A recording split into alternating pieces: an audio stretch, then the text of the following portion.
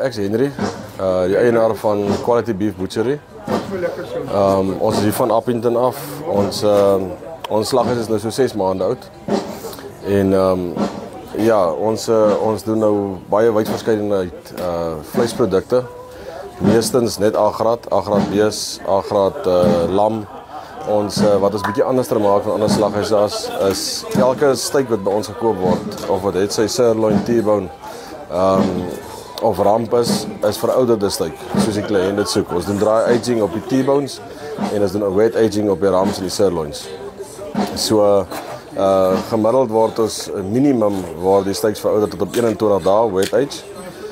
Dry age hang af van die spesifikasies van die kliënt af. Ons sal dit besluit of die kliënt vra, maar want hom kan ons vat partykeer tot op 60 dae toe. So ja, ons sien voort, ons sien uit na die toekoms. Yes, ons het die hele fees naweek het ons gekom eintlik nie regtig geweet waar ons inlaat nie. Gister die dag was redelik stil geweest, die hele fees, maar ons het relatief goed gedoen.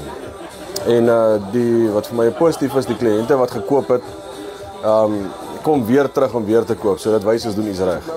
Vir die feesseisoen het ons nou Jeffels, Kerrymans Jeffels. Ons het burger en chips.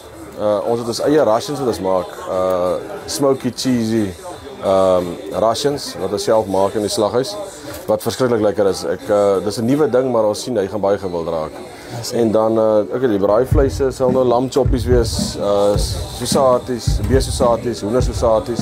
En nog 'n ding, ons beesosaties word gemaak van het sy ramp of fillet. So dit smelt sag.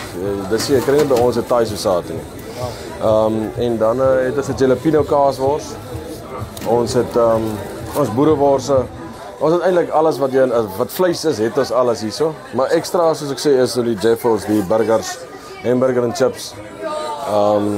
En dan sosatie rolls. Die sosatie rolls sien ek ook die mense geniet die sosatie rolls bitterbaie, want dit is iets anders as wat hulle gewoond is. Ja, ek wil net sê dankie vir die ondersteuning, dankie vir die mense wat al reeds vir ons kom ondersteun het. Dankie vir die goeie terugvoering. En ons sal aanhou bou om net kwaliteite dienste en produkte lewer aan die kliënt.